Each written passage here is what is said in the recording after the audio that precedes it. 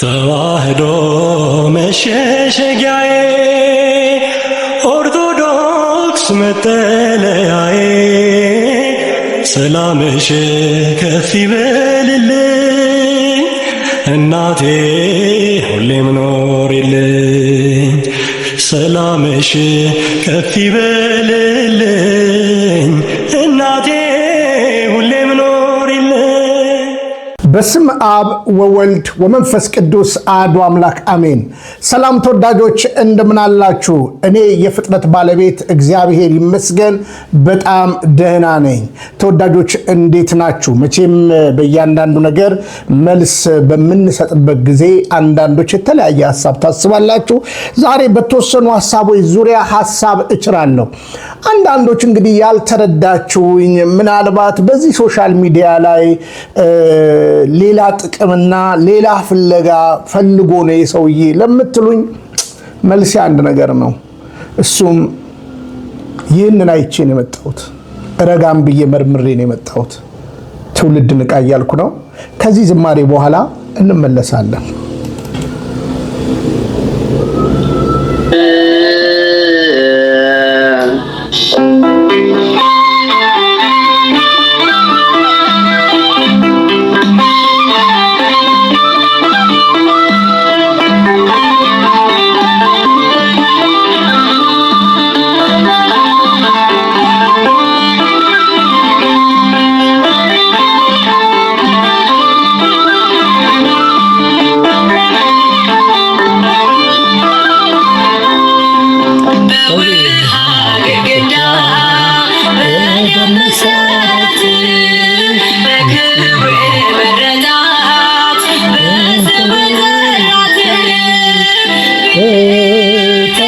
ክርስቲያን ተዋህዶ ናት ግድግዳ የደም መሰረት ከውጭ በዝጥርብቅባት ቤተ ክርስቲያን ተዋህዶ ናት።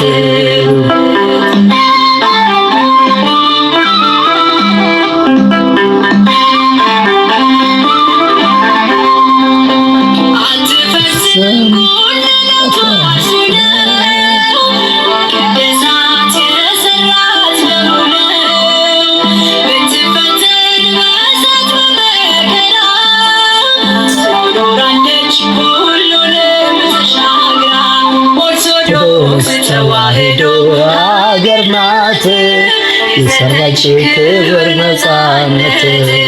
ኦርቶዶክስ ተዋህዶ አገር ናት የሰጠች ክብር ነፃነት።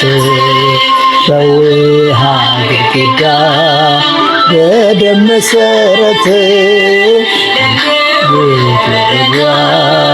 የጥልቅበት ቤተ ክርስቲያን ተዋህዶ ናት።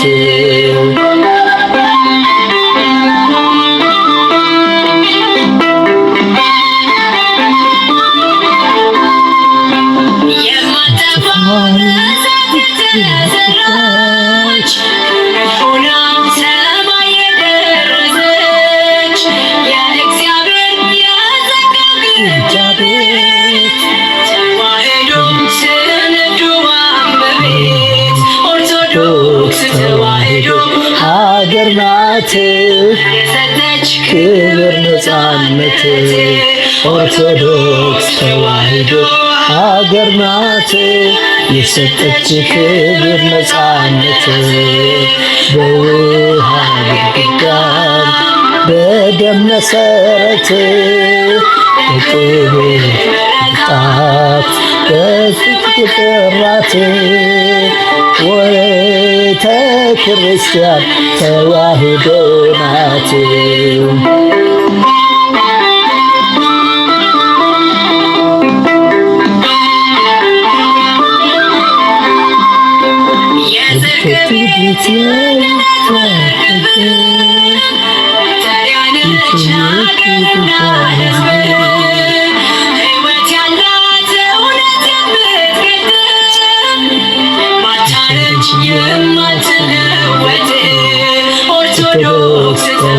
ተዋሕዶ ሀገር ናት የሰራች ክብር ነፃነት ኦርቶዶክስ ተዋሕዶ ሀገር ናት የሰጠች ክብር ነፃነት በውሃ ግድግዳ በደም መሰረት በክብር ተጣት የትግልባት ቤተ ክርስቲያን ተዋሕዶ ናት።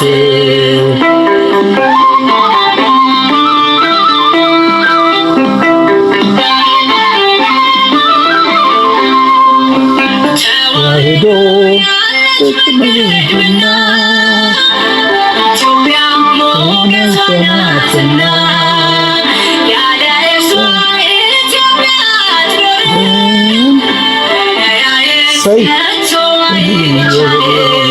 ኦርቶዶክስ ተዋሕዶ ሀገር ናት የሰጠች ክብር ነፃነት ኦርቶዶክስ ተዋሕዶ ሀገር ናት የሰጠች ክብር ነፃነት በውሃ ግድግዳ በደም መሰረት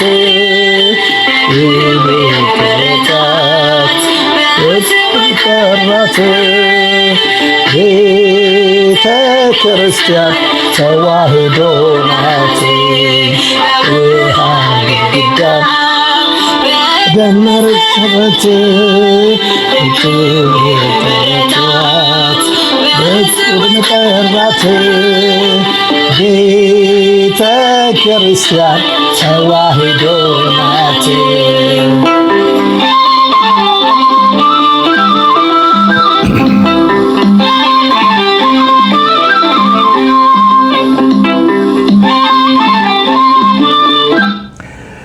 መዘምርት ሰብለ ወንጌል ዝማሬ መላእክት ያሰማልን። እንግዲህ እኔ ከትምህርት አንጻር ከዝማሬ አንጻር እያንዳንዱ ነገር በሰከነ ነገር እያየው እንደነዚህ አይነት መሰል ብዙ ዝማሬዎችን እያየው እየሰማው እቺ ቤተክርስቲያንን እየተደነኩባት እየተገረምኩባት ደስ የሚለኝ ነገር ፕሮቴስታንቲዝምን ያስተዋወቁት ፈረንጆች ናቸው እና እቺ ቅዱስ ቤተክርስቲያንን ያስተዋወቀኝ በእርግጠኝነት ሆኜ የምነግራችሁ ኦርቶዶክስ ተዋሕዶን አላቃትም ብዬ ስናገር ምናልባት አንዳንዶች እንደው ይሄ ሰውዬ እንደው ምናምን ለምትሉ መልስ ይሆን ዘንዳ ኦርቶዶክስን በጥንቃቄ አይቼ ደግሞም ልቤ ውስጥ እውነተኛይቱ የክርስቶስ ቤተክርስቲያን የቷ ነች የሚል መሻት ነበረኝ፣ ጥያቄ ነበረኝ። ስለዚህ ረጋ ብዬ መርምሬ አገናዝቤ የሥላሴ አማኞች ብዬ ተነስቼ ከዛ አንድ የሚያደርገንን ነገር ሳጣ እውነተኛው የክርስቶስ ቤተክርስቲያን ማነች ብዬ በአንዳንድ ዝማሬ በትምህርቶች እቺ ቅዱስ ቤተክርስቲያን ገብታኝ ነው የመጣሁት። ስለዚህ ከዚህ ቅዱስ ቤተክርስቲያን የናንተ አሉባልታ፣ የናንተ ፊት መንሳት፣ የናንተ በተለያየ ኮሜንት መሳደብ፣ የናንተ በቡድን ተቀናይታችሁ የምታደርጉት የትኛውም ነገር ለማይክሮ ሰከንድ አይነቀንቀኝም። ይሄንን በቅንነት ተረዱኝ። ስቃወም በምክንያት ነው፣ ስደግፍ በምክንያት ነው። ምክንያቱም ቤተክርስቲያን አንዲት ስለሆነች። ስለዚህ እቺ አንዲት የሆነች ቤተክርስቲያንን ትምህርቷን የሚያዛባ ልምምዷን የሚያዛባ ቀድሜ በውስጥ እናገራለሁ። አልሰማ ካለ በአደባባይ የተናገረውን ትምህርት በአደባባይ በመምህራን አስፈርሳለሁ። ልክ አይደለም ስለምል ማለት ነው። ይህንን በቅንነት ተረዱኝ ወገኖቼ፣ በንጹህ ሕሊና ይህን ነገር ተረዱኝ። እኔ ለምሳሌ ፈረንጅ ወደ ኦርቶዶክስ ተመለሰ የሚል ዜና ሰምቼ አላቅም ነበር። ኦርቶዶክስን ልቤ ከሸፈተ በኋላ ወደ ቅዱስ ቤተክርስቲያን ለመምጣት በታሰበ ጊዜ ጠርተውኛል እኮ የሥላሴ አማኞች የሚባሉ ወደፊት በደንብ አብራራላችኋለሁ አንዳንድ ጉዳዮች እየሰራሁበት ስላለ እና አሜሪካ ሀገር የተደራጁ እኮ ኢትዮጵያ ውስጥ እኮ አንድ የሥላሴ አማኝ ብሎ የሚጮሱ አግኝተናል፣ ይሄ በጣም ወሳኝ ሰው ነው ቢንያም ሽታዬ የሚባል ፓስተር ቢንያም ሽታዬ ብለውኝ እኮ በክብር እኮ ጠርተውኝ ነበረ። ና አሁን ድሮ መስሎኝ ነበረ ካቶሊክ፣ ኦርቶዶክስ፣ ፕሮቴስታንት አንድ ይመስለኝ ነበር። ኔቨር ግን በፍጹም በሥላሴ አንድ አይደለንም ብዬ አቋሜን ገልጬ ወደ ቅዱስ ቤተክርስቲያን ምንም ይሉንታ ሳይዘኝ ምንም ይሉን ታሳይዘኝ ወደ ቅዱስ ቤተክርስቲያን መጥቻለሁ። ከመጣው በኋላ ግን የምታሳቅቁኝ አስገቢና አስወጪነን ብላችሁ ያዙ ይልቀቁኝ የምትሉ ተጠንቀቁ። ለምሳሌ ከዛ በኋላ በየቀኑ አንዳንድ ዓለም አቀፋዊ ዳሰሳዎችን ሰማለሁ። ለምሳሌ እዩ የኢየሱስ የሚባል ልጅ አለ፣ ሐረር አካባቢ ያለ ልጅ። በእውነት ለመናገር እሱም ምን እንደሆነ በወደፊት ተነግራችኋለሁ። ስለዚህ አሁን ይዘግባል። ዓለም አቀፋዊ ዳሰሳዎችን እነጋሽ መንግስት የተለያዩ አባቶች ትልኩልኛላችሁ። ዶክተር ትልክልኛለ፣ ኢትዮጵያ ያለ አንድ ትልቅ ፖዚሽን ላይ ያለ ዶክተር ብዙዎች ትልኩልኛላችሁ። ዓለም አቀፋዊ ዳሰሳዎች አያለሁ። ያ ያስደንቀኛል። ብዙ ፕሮቴስታንቶች ወደ ቅዱስ ቤተክርስቲያን እየተጨመሩ ነው፣ እየመጡ ነው። አሁን አንዳንዶች በደንብ እንድትለዩልን የምንፈልገው እኛ ስድስቶቻችን አንድ ነን ብለን ስንናገር ግሪክን፣ ራሻን እና መሰሎችን ደግሞ እናያለን። 1054 ላይ የተመለሱትን ገና ከኛ ጋር አልተዋሃዱም። በትምህርት ግን መንገዶች የተካሄዱ ነው። ስለዚህ ከፕሮቴስታንት ወደ ግሪክ ኦርቶዶክስ ወደ ሶሪያ ሲመለስ የምናየው ነገር አለ። ተመስገን የምንለው ነገር አለ።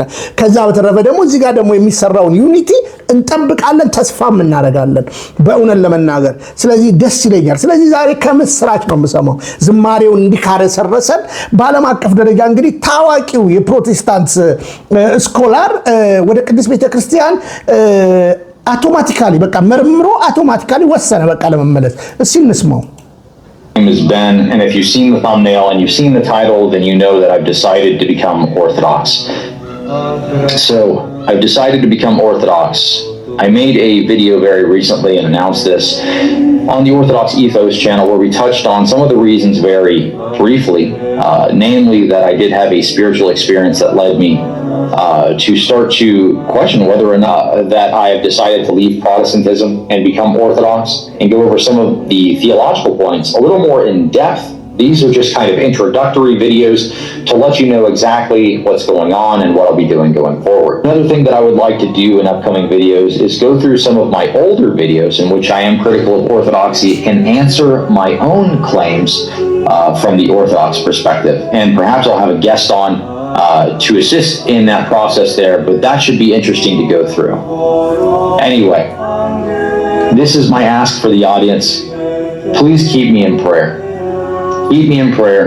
This decision is probably one of the hardest decisions that I've had to make in my life, but I needed to get the Band-Aid ripped off. And all in all, this is what I would like to say. To my Protestant friends, for those people who have had me on their channel, thank you so much. And I love you guys. And I'm sorry if this hurts you in some way. I'll say the same thing to my audience that's followed me this far, but I hope that you'll continue and join me in this journey as we learn more about Orthodoxy. I thank you so much for watching this video. God bless. My name is Ben. ከልብ እናመሰግናለን ፓስተር ቤን፣ ከልብ እናመሰግናለን። ይሄ ሰው እንግዲህ አፖሎጀቲክስ ነው። በቴዎሎጂ እንግዲህ በፕሮቴስታንት ውስጥ እንግዲህ የሚነጋገር የተለያየ ነገር የሚያደርግ ሰው ነው። ተመለሰ እንግዲህ በግልጽ አማርኛ እኛን ምናምን ትበሉን ችግር የለብንም። አሁን እኔ ስመለስ የማንም ቅራቅንቦ ልሰማ አይደለም የምመጣው። ከቅዱስ ቤተክርስቲያን ትምህርት ስታፈነግጥ የሰማሁት ፍሬሽ ስለሆነ የገባብኝ ትምህርት ፍሬሽ ስለሆነ ይሄ የቤተክርስቲያን ትምህርት አይደለም እላለሁ ማለት ነው። ስለዚህ አሁን ፓስተር ቤን ተመለሰ። በቃ በጣም ብዙ ህዝብ እየተመለሰ ነው። በነገራችን ይሄ ያጸናኛል። በነገራችን ላይ በሰማሁት ቁጥር መጽሐፍቷን የሚያወሩ ብዙ ፈረንጆች አሉ በነገራችን ላይ። ስለዚህ እኔ እዚህ ጋር ቁጭ ብሎ ቅዱስ ቤተክርስቲያንን ዝም ብሎ በመሰለኝና በደሳለኝ የሚያወራትን አይቼ አይደለም የመጣሁት። ለዚህ ነው እኔ ሁሌ እንደምናገረው አይ ሪስፔክት ዩ፣ ሁላችሁንም አከብራችኋለሁ።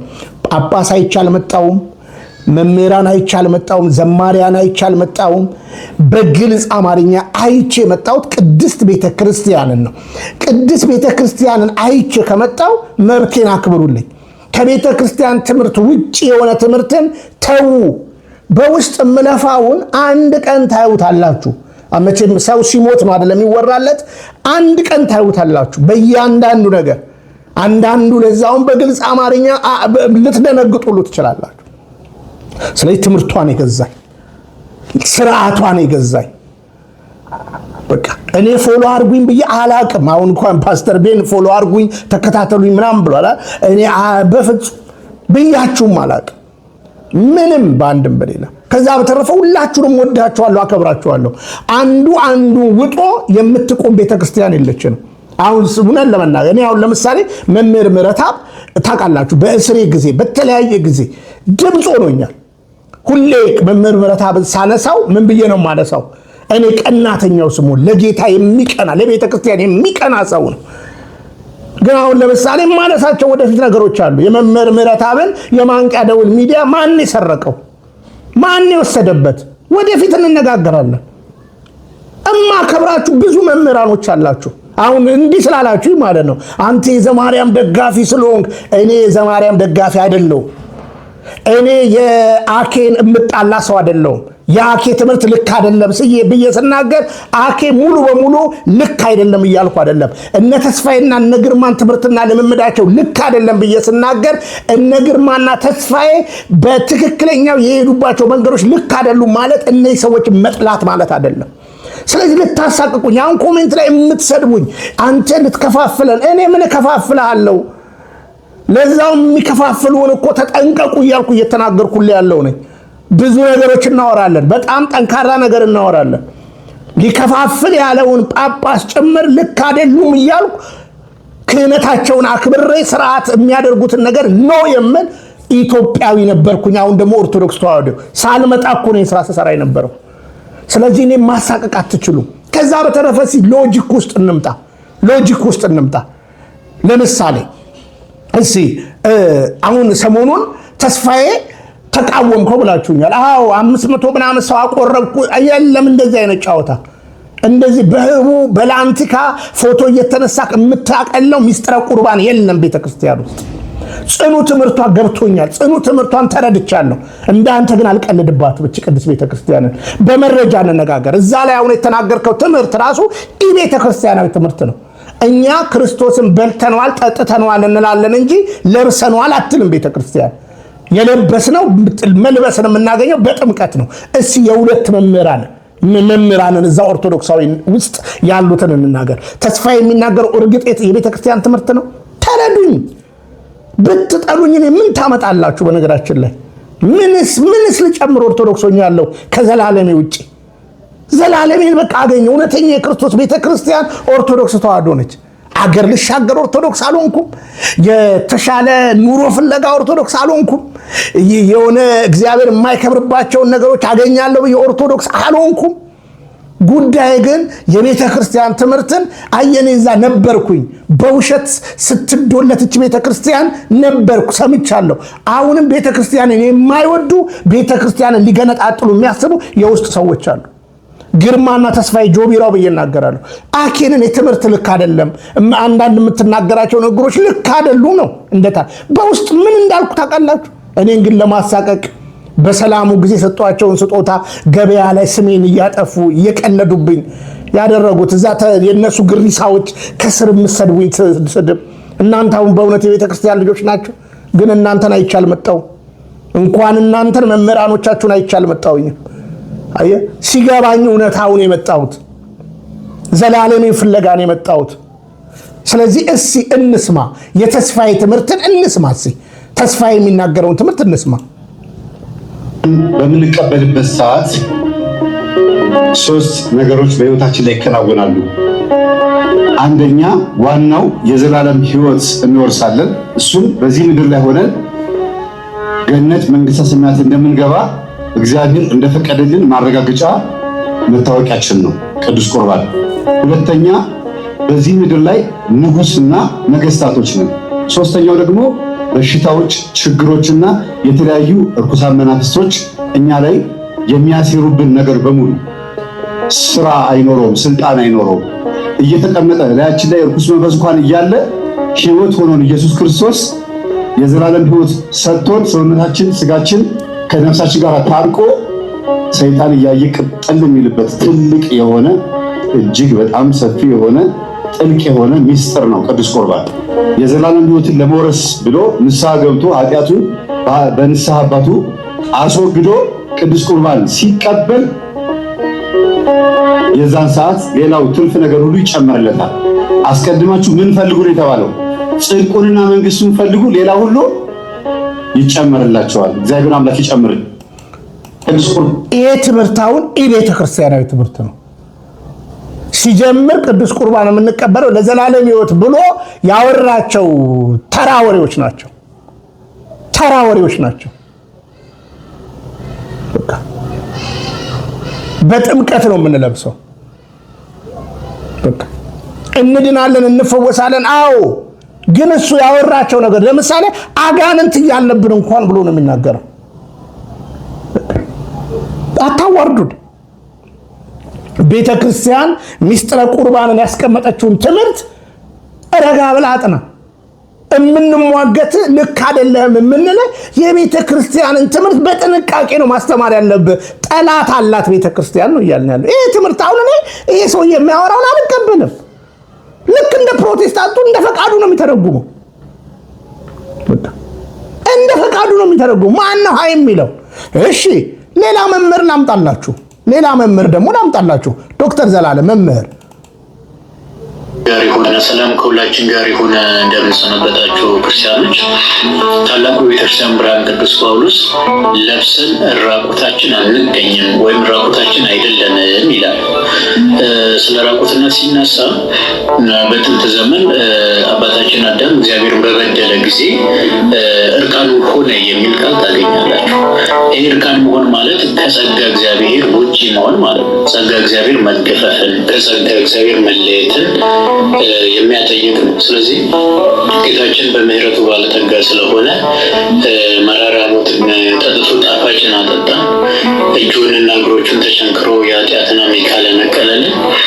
እርቃኑን ተሰቅሎ ደግሞ ጸጋ የሆነውን ስጦታውን ሰጠን። ይልቁንም እርሱ ራሱ ጸጋ ሆኖ ተሰጠን ወይም ለበስ ነው ማለት ነው። እሱ ክርስቶስን መልበስ ማለት ድህነት ነው፣ መዳን ነው። ክርስቶስን ያለበሰ ሰው ከድህነት ውጪ ነው ማለትም በዘመነ ምሕረት እያለ እንደ ብሉይ ኪዳኑ ጸጋ እግዚአብሔር እንደተለየው እንደ እርቃኑ አዳም ነው ማለት ነው። ተመልክቶ ሰው ክርስቶስን በምንድን ነው የምንለብሰው ነው ጥያቄ። መጽሐፍ ቅዱስ እንግዲህ ገላትያ ምዕራፍ 3 ቁጥር 26-27 ስታነቡ በእምነት በኩል ይላል ሁላችሁም በክርስቶስ ኢየሱስ የእግዚአብሔር ልጆች ናችሁ ይለናል። አንዳንድ ሰዎች ይህንን አንስቶ ያለ ጥምቀት በእምነት ብቻ ሰዎች የእግዚአብሔር ልጆች ይሆናሉ ብለው ያምናሉ። እንዲህ ብሎ መናገር በነገራችን ላይ ክርስቲያኖች በቃ የእግዚአብሔር ጸጋ አልፈልግም፣ በክርስቶስ ሞት ከተገኘው ስጦታ ይልቅ እርቃን መሆን ይሻለኛል ብሎ ሞትን እንደመምረጥ፣ እግዚአብሔር ደግሞ የሟቹን ሞት ስለማይወድ ተመልሶ በሕይወት ኖሩ ይለናል። እዚህ ክፍል ላይ እምነት የተባለው ወንጌልን ነው። ከፍ ብላችሁ አንብቡ። አንደኛ ሞግዚትንና ይገለጥ ያለውን እምነትን ያነጻጽራል። ሞግዚት የተባለችው ኦሪት ናት። እምነት የተባለችው ወንጌል ናት። ወንጌል እስክትመጣ እናት እስክትገለጥ እስክትሰጥ ድረስ ሞግዚት የተባለችው ኦሪት ይህ ክፉ ነው፣ ይህ መልካም ነው፣ ይህ ጽድቅ ነው፣ ይህ ኩነኔ ነው እያለች ወደ ክርስቶስ ታደርሰን ነበር፣ ወደ ወንጌል ታመጣን ነበር። አሁን ግን ወንጌል መጥቷል፣ ወንጌል ተገልጧል ነው የሚለው። እምነት ማለት እሱ ስለሆነ ማለት ነው። እሱ በወንጌል በኩል ኢየሱስ ክርስቶስ በሰራልን ስራ ስንሳተፍ የእግዚአብሔር ልጅነትን ከእግዚአብሔር መወለድን ገንዘብ እናደርጋለን። ሰው ደግሞ ከክርስቶስ ኢየሱስ ጋር አንድ ሳይሆን በእርሱ ስራ ሊሳተፍ አይችልም። ታዲያ ቃሉ ምን ይለናል? ቁጥር 27 ላይ ከክርስቶስ ኢየሱስ ጋር አንድ ትሆኑ ዘንድ ይላል። አንድ ስለሆናችሁ አይደለም፣ አንድ ትሆኑ ዘንድ ወይም ደግሞ አንድ ለመሆን ይላል። አንድ ትሆኑ ዘንድ ምን ያላችሁ? የተጠመቃችሁ። የምንጠመቀው አንድ ስለሆነ ሳይሆን አንድ ለመሆን። እሺ የተጠመቃችሁ ምንድን ነው? ክርስቶስን ለብሳችሁታል ይላል። ታላቁ ሐዋርያው ቅዱስ ጳውሎስ ለብሰን ራቁታችን አይደለንም የሚለውን ድፍረት እንድንናገር ያደረገን በጥምቀት በኩል የሚገኘውን ሱታፌ ነው ወይም ጸጋውን ነው። በውድ ልጁ እንደ ጸጋው ባለጠግነት በደሙ መፍሰስ የተደረገው ቤዛነታችን ወይም ደግሞ የበደልን ስርየት ያገኘነውን የምንሳተፍበት ነው። ተመልከቱ፣ እዚህ ያን ጊዜ ክርስቶስ እንለብሳለን ማለት ነው። ያለበሰስ ምንድን ነው? እስቲል በዘመነ ምሕረት በዘመነ አዲስ እንዳለ ወይም ደግሞ ኖሮ ጸጋ እግዚአብሔር እንደተለየው እንደ ብሉይ ኪዳኑ አይነት ሰው ነው ማለት ነው። የክርስቶስን ሞት ከንቱ የሚያደርግ ነው ማለት ነው። እዚህ ጥምቀት ለድህነት አይደለም ከምትሉ ይልቅ በጥምቀት የሚገኘውን ጸጋ ተቀብላችሁ ክርስቶስ ለእናንተ ያደረገውን ተሳተፉ ዘንድ ጥሪ እናቀርባለን ማለት ነው።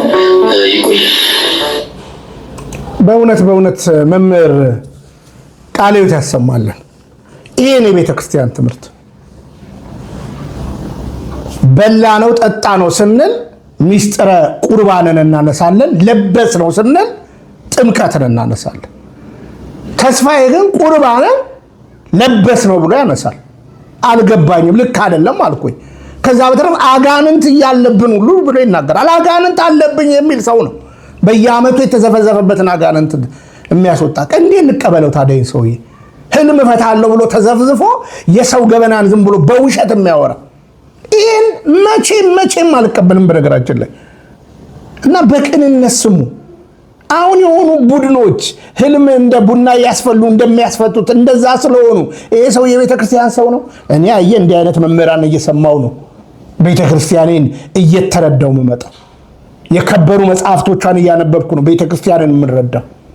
ዝም ብዬ ማንንም መጽሐፍም አላነበብም፣ የማንንም ትምህርትም ዝም ብዬ አልሰማም። አለቀ። ይህንን እውነት ተረዱልን ነው እያለን ያለ ነው ወዳጆቼ። ለምን በክፉ ስሜን ታነሳላችሁ? በህቡ 500 ሰው አቆረብን፣ የሚቀጥለው 1 ሚሊዮን ምናምን።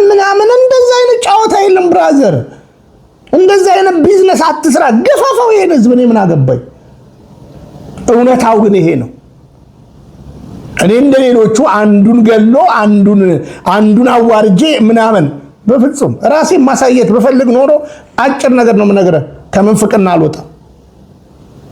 እቺ ቅድስት ቤተክርስቲያንን ሰፈር ማደርገው በእያንዳንዱ የህይወት ጎዳናዬ እኔና መድኃኔዓለም ብድራቴን ከእግዚአብሔር ዘንድ ብዬ ነው የምኖረው። እውነታው ይሄ ነው። አለቀ። በእያንዳንዱ ነገር ያለ መረጃ አላወራም። በቃ ሰዎች ናቸው፣ ይሳሳታሉ። ለተሳሳቱት ነገር ተሳስቻለሁ ብሎ ይናገሩ። ዳጸ ልሳን ከሆነ ዳጸ ልሳን ብሎ ይናገሩ። በቃ ይሄንን እውነት ነው ለትውልድ እያሳዩ ያለሁት። አሁን ሰሞኑን አይታችሁታል። ከቀለሜ ጋር መዋየት ፈልጋለሁ ምናምን የሚል አንድ ዲያቆን ነበር። በውስጥ ምን ያህል እንዳናገርኩት ታውቃላችሁ እናንተ? ተው ወንድሜ፣ ሳየው ቪዲዮውን እንዳላየሁት ምንም በቃ ምንም ተው እየለመንኩ ብዙ። ከዛ እኔ ጋር መጣ ምናምን ገባ ሄዶ፣ ከዛ በኋላ ወጣ እንደገና። ፌመስ ለመሆን ነው የሚፈልገው። እኛ ለፈምስና አልወጣንም። እኔ ጋር ደግሞ ይሄ ንብሪት ማውራት አትችሉም። ድሮነ የኔታ የኛ ሀሌታ የተለያዩ ሚዲያ ጋር ዞሬ ስናገር በአንድ ቀን ምናልባት ባልሳሳት እኔ ቀርቤ በአንድ ቀን ውስጥ በትንሹ ከ50,000 ሰው በላይ በ24 ሰዓት ውስጥ ያየኛል። በትንሹ 50,000 ሰው ያየኛል። በነገራችን ላይ በትልቁ እንሄድ ከተባለ ደግሞ 200 እና ከዛ በላይ ሰው በአንድ ቀን ያየኛል። ያን ክብር አልፈልገውም። የመሰከርኩባቸው ናቸው። እውነታን የተናገርኩባቸው ነው። ዝናና ክብር ፎሎወርስ ፍለጋ ቢሆን ኖሮ ሰላሙኝ ከሁሉ ጋር መሄድ እችላለሁ። ግን ቤተክርስቲያንን ማስከበር አለብን። ትምህርቷን ማንም እንደፈለገ ሲያወላግድ ኖ የማለት ግዴታ አለብን። እንኳን እነዚህ ልጆች ጳጳሳት እንኳን ሲሳሳቱ ልክ አይደለም ብለን እናገራለን። ትምህርቷን ሲሳሳቱ በትክክለኛ ትምህርት ማስተማሩ መምህራን ነው ነገር እየተናገረን ያለ ነው። ስለዚህ አሁን እናንተ የዘማርያም ደጋፊ ነው ምናምን ና ዘማርያምን ወደዋለሁ። ብዙም ወዳቸው መምህራኖች አሉ። አኬንም ወደዋለሁ። ግን አየር ለመያዝ አንዳንድ ነገሮች ላይ ህዝብን አትበጥበጥ ነው እያልኩ ያለሁት። በቃ አለቀ። ኢትዮጵያዊ ሁን፣ ኢትዮጵያዊ ኦርቶዶክስ ተዋህዶ ሁን። በቃ አለቀ። ያሬዳዊ ዜማ የህንድ ቤተክርስቲያን አትቀበልም። የግብጽ ቤተክርስቲያን አትቀበልም። የሲሪያ ቤተክርስቲያን አትቀበልም። የአርሜን ቤተክርስቲያን አትቀበልም። ኤርትራና እኛ ነን ያሬዳዊ ዜማ የምንቀበለው። ስለዚህ ያሬዳዊ ዜማን ትተን የግብጽን እንቀበል ልትለን ነው? ስለዚህ ወይ እኛ ኦርቶዶክሳዊ ነን፣ ኢትዮጵያዊ ኦርቶዶክስ። ስለዚህ አባቶቻችን እና አባ ያሬድ እና አባ ጊዮርጊስ ዘጋስጫ የተናገሩትን ነገር ሪስፔክት ማድረግ አለብን። አለቀ። ስለማምላክም ሆነ ከዛ በተረፈ ምንም አዲስ ነገር የለም። የምትጨምርላት አዲስ ነገር የለም። የምታስተካክላት ምንም ነገር የለም። ልክ አቡነ ገብርኤል እንዳሉት ማለት ነው። አቡነ ገብርኤል መጥተው ሲሉ ወዲያው ተናገረናል። ልክ አይደሉም። እኛ ቤዛ የሚለው ትርጉም ገብቶናል በመዝገበ ቃላት ማያደናግሩም። ስንት ግን ወዳጆቼ በዛ ትምህርት እንደተሰናከሉ እኔ የማውቀው ቁርስ ላይ። አሁንም አኬ ብድግ ብሎ ለሚናገረው ነገር ሰዎች ይሰናከላሉ። እማምላክ ወላዲተ አምላክ በአጭር አማርኛ ጥንተ አብሶ የለባትም፣ ተጠብቃለች። በነገራችን ላይ የወደቀው ስጋ ሞት ብቻ ነው ሞትም ያመጣል ከተባለ እንደ ዘፍጥረት ምዕራፍ 3 ላይ ሞት ከተባለ ሳይሞቱ የተወሰዱት ታዲያ ከዛ ነፃ ናቸው ወይ የሚል ቻሌንጅ ይመጣባል። ስለዚህ ደግሞ የአምላክን ሉዓላዊነት ነው የምትጋፋው። በቃ ጠብቋታል ከተባለ ጠብቋታል፣ አትፈላሰፍ። ምንም መጽሐፍ ቅዱስ ሳናቅ የመጣን ይመስላል እንዴ? ዝም ብለን የማንንም ትምህርት ዝም ብለን የምንቃርም አይተናል እኮ። ሜሪዮሎጂ እኮ በእውነት ለመናገር በአደባባይ እኮ የመሰከርኩላት እኔ ነኝ እኮ አንዱ። ትዝ አይልም እንደ ከሶፊ ጋር አለቀ። እውነታው ይሄ ነው። እኔ አኬን የሚጠላ ልብ የለኝም፣ ሌሎቹንም። ለዛውም በጣም የሚያሳፍር ነገር አሁን እዚህ ላይ ባወጣው ለአእምሯቸው አኬ ሳይሆን ሌላው ቡድን የሚሰድበኝና ምናምን በአደባባይ ባሳያችሁ ልደነግጡ ትችላላችሁ። ምድር ልብስ ነጋዴ አንተ ፖለቲከኛ ነህ። ለፖለቲካ አንተ ልትቆምር ነው የመጣው። መጽሐፍ ልትሸጥ፣ ቅራቅንቦ ልትሸጥ ነገርኩ። እግዚአብሔር ጤና ይስጠኝ። ታየኛለህ ወደፊት እግዚአብሔር ጤና ከሰጠኝ። ስለዚህ ቅዱስ ቤተክርስቲያን የማስበውንም እቆጨው 8 ሰዓት 10 ሰዓት ምናምን ነገር ስቀመጥ የረከስኩ ሰው ለመሰለ ማለት ነው። እርግጣው ሚኒማይዝ አደርጋለሁ። እንዴት እንደምሰራው ወደፊት ታየኛለህ። እያንዳንዱ ነገር እየለቀምኩ እንዴት እንደምሰራ አንተ ከቤተክርስቲያን አንተም ልጅ እኔም ልጅ ልታሳቀኝ አትችልም። እውነታው ይሄ ነው። ትውልድ ንቃ ምንም በምክንያት ነው። በጥምቀት ለብሰነዋል፣ በቁርባን በልተነዋል፣ ጠጥተነዋል ነው የሚባለው። አጋንንት አለብኝ እያልክ አትቀልድ። ለአንተ ቅራቅንቦ ንግድ በምክንያት ነው። እና እኔ አኬን ወደዋለሁ፣ ብዙ ሞክሬያለሁ፣ አሁንም ወደዋለሁ። ግን እንዲህ አይነት ነገር አትፍጠር። እንደኛ ቤዛነትን እስከ ክርስቶስ ውጪ የሞተልን አለ ብለን እናስተምራለን። እንደ አዲስ ነገር አታምጡ። እንደ አዲስ ነገር አታምጡ። ለፕሮቴስታንቶች እሱ አንስቶ አይደለ ኮርማው ሲቀልድብን የነበረው እሱ አኬ ወደኛ መጣ ተብሎ ምንድነው? በቃ መቅደስ ውስጥ ከገባ ብርቅ አይሆንብህም። በቃ ቤተክርስቲያን ስንዱ መቤት መሆኗን በቃ ማንም ምንም ቢያወራ ነው። አሁን ቤተክርስቲያን ገብታኛለች። ባጭር አማርኛ የምነግርህ ገብታኛለች ማለት በቃ ገድላትን ስሰማ ስረዳ ምንም አልቸገርም። ልንገራችሁ ማንም ምንም ቢል በአቡነ ኪሮስ ላይ ዛፍ በቀለበት ብሎ ቢዋሽ እንደፈለገ ቢናገር ምን ችግር አለ? ምን ችግር አለ? አፈርነና ወደ አፈር ትመለሳለን ቢል ጥቅስ አለ አይደል? ይሄ ሰውነት አፈር አይደል ቢል እኔ ችግር የለብኝም ብራዘር። እኔን ማሳቀቅ አይቻልም። በኦርቶዶክስነት መናፍቁም ማሳቀቅ አይችልም። እዚህ ቤት ያላችሁትም ማሳቀቃችሁ ብዙ ሙከራ እየሞከራችሁ ነው። ስቃወማችሁ ብዙ ነገር ታደርጋላችሁ። የወዳጆቼም ብዙ ነገር ታደርጋላችሁ። ትሰድቡኛላችሁ። ምንም አትመስሉኝ። መስሚያዬ ጥጥ ነው። ባጭር አማርኛ አንድ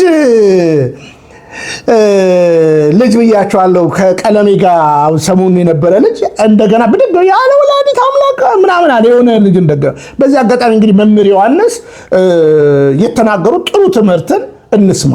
ከዛ በኋላ አንድ መሰረት የምትባል እብድን ደግሞ አነሳላችኋለሁ ማለት ነው። እብድ በነገራችን ላይ እቺ ማለት አክራሪ እስላም ነች። አክራሪ እስላም እና አሳያችኋለሁ። እና አንቺ ታመጩ እኔም ብዙ ታነሳኛለች። እርግጥ ደቡብ ክልል ላይ 90 ቤት የሰራዋቸውን ነገሮች 92,000 ቤት የሰራዋቸውን ነገሮች ሁሉ ታወነሳለች። አዎ በቃ ብዙዎችን ከእስልምና አውጥቼ አጥምቄያለሁ። በቃ ብላቴ ወንዝ ላይ የተለያዩ ቦታዎች አጥምቄያለሁ። አዎ በቃ አለቀ። ምን ያናድድሻል? እስልምና በቅዱስ ቤተክርስቲያን ትምህርት ፊት ሊቆም አይችልም፣ እንኳን ልትከራከሪለት ማለት ነው። እውነታው ይሄ ነው። ይሄ ማለት ግን በጣም ወዳቸውና ማከብራቸው ሙስሊሞች አሉ፣ በፍቅር እንዲመጡ ብዙ መጋብዛቸው። እስኪ ግን የዚህኛውን የመለሱትን እንስማና ወደ እሷ እንመጣለን። ቤታችን አማላጅነት ዓለም አይደለም። ኦኬ እሺ በቃ እንዲህ የሚባል ሐሳብ ከመጣ አሁን እመቤታችን አማልዳ ነው ዓለምን ያዳ። ስለዚህ ኢየሱስ ክርስቶስ ለምን ሰው ሆነ? ዝም ብሎ ድንግልን ፈጥሮ በእሷ ምልጃ ብቻ ዓለም የሚድን ከሆነ እሷን ፈጥሮ እሱ ስግው መሆኑን አይተወውም ነበር? ምክንያቱም ምክንያት ድህን መሆኗን ትተን በምልጇ ብቻ ነው ዓለም የሚድነው ብለን ካመን ለምን ስግው መሆን አስፈለገው? ዝም ብሎ የምታማልድ ብቻ ፈጥሮ አይተወውም ነበር ወይ? እሱ ላይ ቀርነ መድኃኒት መሆኗን መናገር አይበቃ?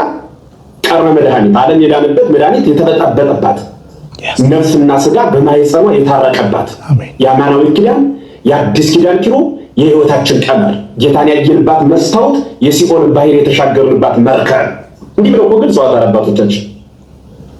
ይሄ ግን መያዝ ይጠይቃል። ዝም ብሎ የሆነ አንድ ነገር ተናግረን የሆነ መነጋገሪያ መሆን የሚባል አለ በዚህ በቲክታክ። በእርግጥ ሞኝ ነው እዚህ እንትኑ ሰው ዝም ብሎ የሚከተለው ምናምን የሚሯሯጥበት። ከዚያ ደግሞ የሆነ ሰምቶ ይመጣና ደግሞ እንዴት እናድርግ ማንን እንምን ዝም ብሎ በቃ ያገኝ የሚያወዝ መቃመስ የምንለው አለ በእኛ በትርጓሜ ማለት ነው። የቆመ ሸምበቆ ከቆላም ከደጋም የመጣ ንፋስ የሚያወዛውዝ እንደዚያ ነገር አትሆኑ። እናንተም ጸና ለማለት ሞክሩ። እግዚአብሔር እንድንጸና ሁላችንም እንርዳለን። በእውነት መምህር ቃልዮት ያሰማልን፣ ከልብ ቃልዮት ያሰማልን። እንግዲህ ይህ ልጅ በውስጥ የጻፍኩለትን ያሳያችኋለሁ። እዚህ ጋር ስሙት፣ አንብቧት፣ የጻፍኩለትን ማለት ነው። አንተ እዛ ቦታ ሄደህ የምትወያይ ከሆነ ውስጥ ካሉት መናፍቃን ለይቼ አላይም ነው ያልኩት። ብዙ ለምኜዋለሁ። በነገራችን ላይ ምን ማለት ነው ታውቃላችሁ? ዲያቆን የሚል ስም ስለያዘ ማለት ነው እንደዚህ የምለምነው። በቃ አለቀ። ለካ እሱ ዲያቆን ምናምን ስለጠየቅ ነውና ስለለመን ነው የሆነ ተሰማውና ያለ ማርያም አማላጅነት ዓለም አይድንም። እማምላክ ወላዲተ አምላክን ከነ ክብሯ ከነ ማንነቷ ቤተክርስቲያን አስተምራናለች። የአንድ አጭበርባሪ ባህታዊ ወሬ ይዘ የቤተክርስቲያን ብላት መጣ አደብ ግዛ። በቃ ትላንታውን ጥሩ ነው ያዝ አድርገው ዕውቀቱን ሁሉ መዝነውታል። አለቀ። ልታሳግጋ ብድግ ብለን እንትነኝ ምናምን አትበል። በቃ መናፍቅ መልስ የለውም በአጭር አማርኛ። እና እኛ ጋር ያላችሁም ተጠንቀቁ። ዲያቆን ከሆንክ ምን ያህል ተምራል? እስከምን ድረስ ተምራል? ይሄ ነው እንግዲህ። እቺ አንድ እብድ አለች። እቺ እብድ በእውነት ነው የምነግራችሁ። እኔ በጣም ነው የማፍረው ስለዚህ ሴት ማለት ነው። ኦርቶዶክስ ተጠፋለች ትላለች ማለት ነው። የኦርቶዶክስ ዶግማ ምናምን ትላለች። እውነት ለመናገር አሁን ኦርቶዶክስ ዶግማ ሙስሊም ማንሳት ይችላል። አንቺ ግን ወንበዴ ስለሆንሽ ነው። የኦርቶዶክስን ዶግማ ሙስሊምና ማንሳት ይችላል። ቁርአንን እንኳን አንብበነዋል። በነገራችን ላይ ሳናነብ ቀርተን እኮ አይደለም፣ በግልጽ አማርኛ እና የምትለውን እንስማና እንመለሳለን። ዮኒ ማኛና ኤርሚያስ ቀለሜ የተባሉ የቲክቶክ ጊፍት ለቃቃሚ ጡረተኞች እዚህ ቲክቶክ ላይ ንጽጽር አድርጋለሁ የሚል አንድ የኦርቶዶክስ እምነት ተከታይ በቪዲዮም በፎቶም የሚታወቅ ሰው አለ። እሱ ጋር ውይይት አድርገን ጊፍት ካለቃቀምን በሚል ፎቶን አውጡት፣ አጋልጡት፣ እስልምና ላይ ንጽጽር ስራለሁ እያለ ነው እያሉ ፕሮፓጋንዳ እየሰሩ ነው። ሰውየውን እኮ እኛ ብትጠይቁን በቪዲዮም በፎቶም እኮ እንሰጣቸዋለን። እዚህ ግባ የማይባል ሰው ነው። በነገራችን ላይ ንጽጽር እናደርጋለን የሚሉ የኦርቶዶክስ ልጆች በፕሮቴስታንቶች ሲመቱ ገድላቱ ተአምራቱ ሲጋለጥባቸው ኦርቶዶክስ እንኳን ገዳትና ተአምራቱ አይደለም ዶክትሪኗ ይሄ ዶግማዋ ራሱ እየተመታ ነው። መጽሐፍ ቅዱሳዊ ወንጌላዊ ያልሆነ ስለሆነ እየተብረከረኩ ነው። አልችል ሲሉ ዞረው ወደ እስልምና ነው የሚጠቁት። ካሁን በፊት እፎይ የተባለው ወፈፌ ራሳቸው ናቸው ያንን ድራማ የሰሩት። እስልምና ተሰርቧል ሊከሰስ ለህግ ይቅረብ የሚል ድራማ የሰሩት ራሳቸው ኦርቶዶክሶች ናቸው በነገራችን ላይ። ኦኬ እና አኬ እዚህ ንጽጽር እናደርጋለን የሚሉ እነ መዝሙር ያሬድ በንጽጽሩ ሲመቱ ወደ እስልምና ዞር ብለው እስልምና ላይ ጥያቄ አለን እንግዲህ እስልምና እንዲያደረገ ነው መግደል መሰደድ ምናምን የሚል ድራማ ይሰራሉ። እንኳን እንደዚህ ድራማን ብትሰሩም ኦርቶዶክስን ምንም የሚያስጥላት ነገር የለም በዚህ ዘመን። ፕሮቴስታንቶች ገድላቷን እንደዚሁ ራቁቱን እንዳስቀሩት ሁሉ ዶግማን ደግሞ እኛ በወንጌል አስተምሮ በሐዋርያት አስተምሮ ራቁት እናስቀራለን። ራቁቱን ቀርቷል ሲጀመር፣ ግን ራቁት መቅረቱን ሁሉም ሰው ማወቅ አለበት። ይሄን ደግሞ እንሰራዋለን።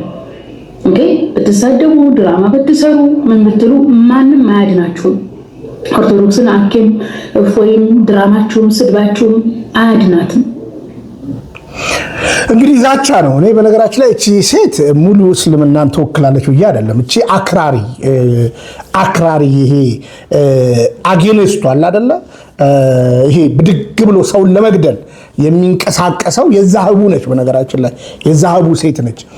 ብዙ ጊዜ አያታለሁ በነገራችን ላይ። ከዛ በተረፈ ግን እስኪ አንቺ ራሱ እንደው ጥሪ ላቅርብልሽ። እስኪ እኔ ቤት ነይና ከእፎይ ጋር ሲተወያይ እኔ ቤት እስኪ ነይና ከጰላዲ ጋር ተወያይ፣ አቅም ካለሽ ማለት ነው። እንኳን አንቺ ኡስታዞቹ በቅድስት ቤተክርስቲያን ትምህርት መቆም አይችሉም። ራሱ በቁርአን መቆም አይችሉም። እኔ ከ90ው ቤት ጀምሬ እስልምና ላይ ሰርቻለሁ። ጠይቂ አላባና ታውቂዋለሽ አንቺ አላባና ዙሪያው አጠቃላይ ሰርቻለሁ። እስልምና ነው አሁን የእስልምና ዶክትሪን ነው የኦርቶዶክስ ዶክትሪን አንገት የሚያስደፋው እህቱ እስልምና በራሱ እኮ የታጣረዘ እኮ ግራ የተጋባ እኮ ነው ራሱ መጽሐፉ። ሰዎቹን እናከብራለን፣ ትምህርታቸውን እንኮንናለን። እስኪ ነይና ገጠሚና በየትኛው አቅምሽ ነው ትሰደቢያለሽ? በቃ ዶግማው ምናምን አንዷ ደግሞ ብድግትልና ትጠፋለች ምናምን ትላለች። ኦርቶዶክስ አትጠፋም። በነገራችን ላይ ለእስልምና ደግሞ በጣም ባለውለታ ነች የኢትዮጵያ ኦርቶዶክስ። የኢትዮጵያ ኦርቶዶክስ ለእስልምና በጣም ባለውለታ ነች። በነገራችን ላይ ያው አንቺ ስለማታቂ ነው። አሁን እንግዲህ ጊዜው እንደፈለገ የመናገሪያ ስለሆነ ነው። ከዛ በተረፈ ግን ከዚህ በኋላ እኔም አጠንክሬ እንደምሰራብሽ ከወዲሁ ማሳሰቢያ ይናገራለሁ። የወንድማችን የዋድ ፎቶ ቪዲዮ አለ እንዳለችው አለ። ይሄን ቪዲዮ እናወጣዋለን ምናምን ብሎ እነ ቀለሜ፣ በነገራችን ላይ ቀለሜና ማን ነው ስሙ ዮናስ ሙሉነ ዮኒ ማኛ ከዚህ በፊት ባሉበትን ነገር ሁሉ ወደፊት አሳያቸዋለሁ ማለት ነው። እና ምንድን እቺ እንደፈለገች ነው የምታስለፈልፈው፣ እንደፈለገች ነው የምታስለፈልፈው። እና ትውልድ ንቃ መልእክቴ ነው፣ ትውልድ ንቃ መልእክቴ ነው። አንድ የምስራች ዳግመኛ ልጨምርላችሁና ከዛ በኋላ በማጠቃለያ የገላትያ መጽሐፍን መጽሐፍ ቅዱስ ብቻ ለሚሉ የተሰጠ መልስ አሳይቼ እጨርሳለሁ። አንቹ ታመጩ አንቹ ታሮጨው መሰረት ብታስተው ጥሩ ነው። እና መሰረታዊ እንግዲህ በአሜሪካ ሀገር እንዲህ አይነት ታምር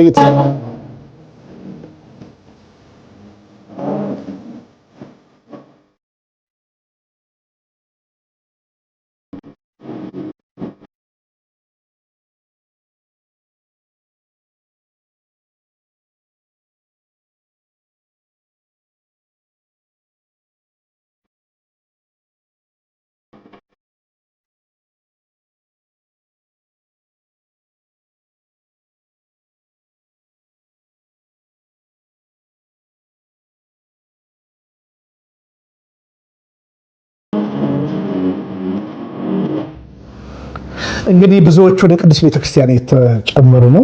እግዚአብሔር የተመሰገነ ይሁን።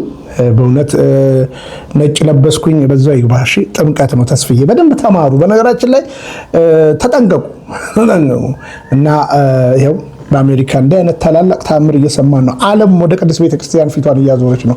በመሀል ላይ ግን አትበጥብጡን እያለን ነው። እና ይሄ ነው እንግዲህ ብዙዎቻችሁ እኔ እንዳልኳችሁ ትምህርት ከብዙዎቻችሁ አግኝቻለሁ። ከብዙዎቻችሁ ትምህርት አግኝቻለሁ። መቼም ክጄ አላቅም። እያንዳንዱ ሶሻል ሚዲያ ላይ ያላችሁ የምትናገሩ ቲክቶክ ላይ ተምሬያለሁ ከእናንተ። ስታንጋድዱ ነው የምናገራችሁ። እልው ስትጋቡ ነው፣ በቡድን ስትደራጁ ነው የምናደድባችሁ። ስታጠፉ ነው የምናደድባችሁ። አላርምም ስትሉ እልኸኛ ስትሆኑ ነው የምናገርባችሁ። እና አሁን አንዳንድ ኮሜንት አንተ የዘማርያም ደጋፊ ነህ። በእውነት ለመናገር ትልቅ ሪስፔክት አለ ለዘማርያም።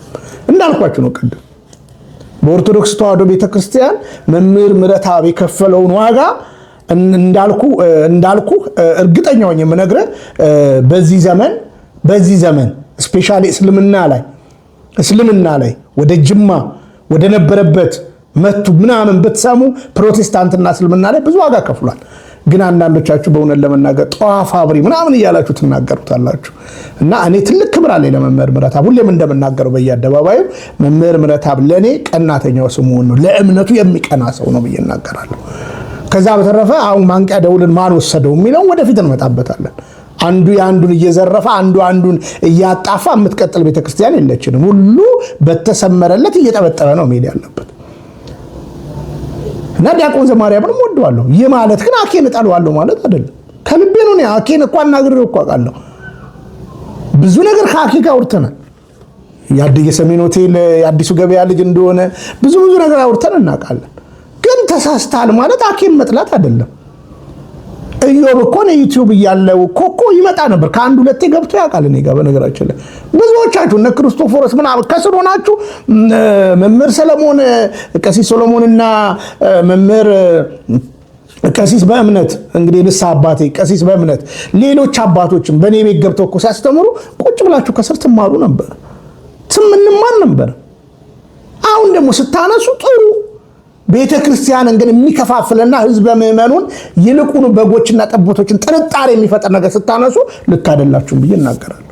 ከዛ በተረፈ ዲያቆን ዘማርያም በእውነት ለመናገር እሱን ስሰማ ቢሰማኝ ነገር በጣም ነው። ምክንያቱም ዲያቆን ዘማርያም የጽሁፉንም የውስጡንም የመቅደሱ ላይ ጠንካራ ስለሆነ ማለት ነው።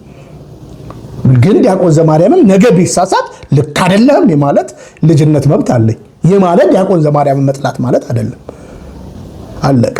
አንዳንዶች ለዛውም ተማሩ፣ ከሱ በመቅደሱ መዋልን ተማሩ፣ የቤተ ክርስቲያንን ቅንዓት ተማሩ። ከማናችሁም በላይ በነገራችን ላይ እዚያውን ሶሻል ሚዲያ ላይ ካላችሁት፣ አሁን ቲክቶክ ላይ ካላችሁት ዲያቆን ዘማርያም ብዙ ዋጋ ከፍሏል።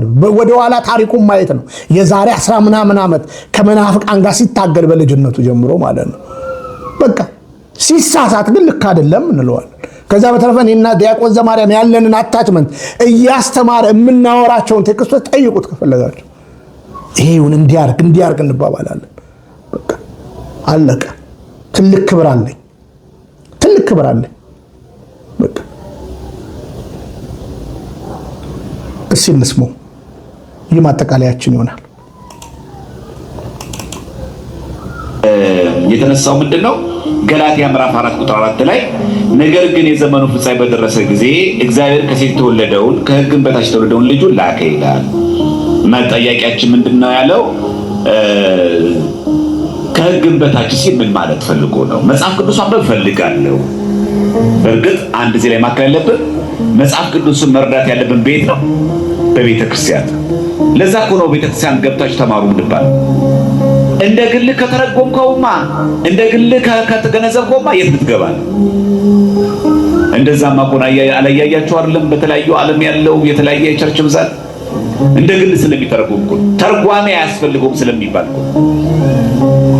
ይሄ በጣም አደገኛ ጉዳይ ነው። በነገራችን ላይ ለምን ይመስላችኋል መጽሐፍ ቅዱስ ብቻ የሚሉት? ከሶላዎች ውስጥ አንዱ መጽሐፍ ቅዱስ ለምን ይመስላችኋል?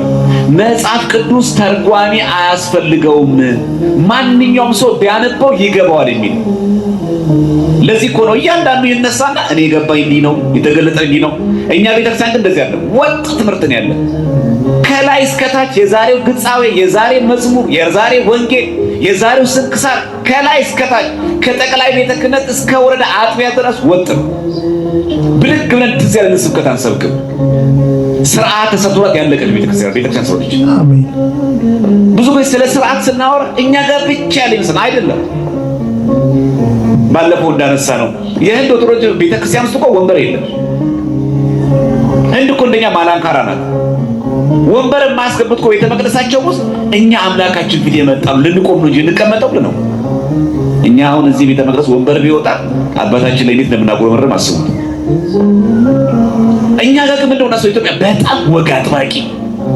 በሶሪያ ኦርቶዶክስ ቤተክርስቲያን እኮ በጾም ወቅት ዋይፋይ መጠቀም አይቻልም። ይታወቃል። ቴሌቪዥን ሙቪስ ማየት አይቻልም። ለምን? እየተዝናናህማ ሰሞኑን ማለት ከጾምኮ ምኑን ጾምኮ ብለው ማለት። እኛ የቱ ጋር ያለ ነው? አሳ ጾማል ደሴ።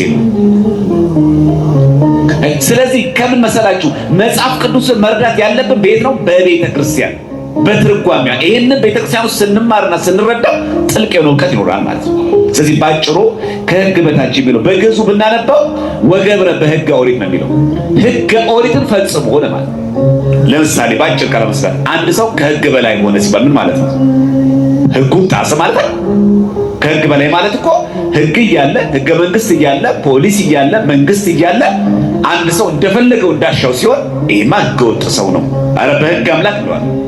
ከሕግ በታች ማለት ነው መድኃኒዓለም ኢየሱስ ክርስቶስ እኔ አምላክ ነኝ ብሎ ዕለቱን ተወልዶ ዕለቱን አድጎ ዕለቱን አልተሰቀለም። ከሕግ በታች የተወለደ ያለው ለዚህ ምኑ ሲደርስ የዘመኑ ፍጻሜ በደረሰ ጊዜ ትቃላለች። 5500 ዘመን ሲደርስ በመንጸፈ ደይን ወድቀን የነበርነውን እኛን ለማዳን ከሰማያት ሰማያት ወርዶ በርደተ ቃል እርግተ ሥጋ ሆነና በማህፀነ ድንግል ተወልዶ ድህነት ካሳ በማህፀን ተጀመረ። ይሄን ሲፈጸም 9 ወር ከ5 ቀን የወንድ ልጅ ጽንስን ጠበቀ። ከሕግ በታች አምላክ ነኝ ብሎ በዕለት ተጸንሶ በዕለት መውለድ ይችላል። እሱ ግን ሕግን አከበረ። ለዛም ነው ሕግና ነቢያትን ልሽር አልመጣም ልፈጽም እንጂ ያለ። ነቢያት ያሉት ሁሉ ሕግ ፈጽሟል። አንድ ሕግ አልሻረም። ለዛ ነው ምክንያት ያጡበት። መድኃኒዓለም ክርስቶስን ለመስቀል የሐሰት ክስ ነው እንጂ አንዳች በደል አልተገኘበት። ሕግን አልጣሰማ። ከሕግ በታች የሚለው አንዱ ይሄ ነው።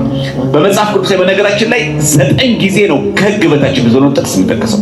ብዙ ጊዜ ያው አጅሬዎቹ ከሕግ በታች የሚሉት ለማምለጥ ሲፈልጉ ይሄ ኦሪት ምናምን ነገር ተሽሯ ምን ያለው አይደለም። አልዮት ያሰማልን መምህራችን። በእውነት ለመናገር እግዚአብሔር ያክብርልን። ስንዱ እመቤት የሆነች ቤተክርስቲያን አለችን የምንለው በምክንያት ነው። ስለዚህ መጽሐፍ ቅዱስን እንደ ራስ መፍታት አትችልም፣ እንደ ራስ ማብራራት አትችልም።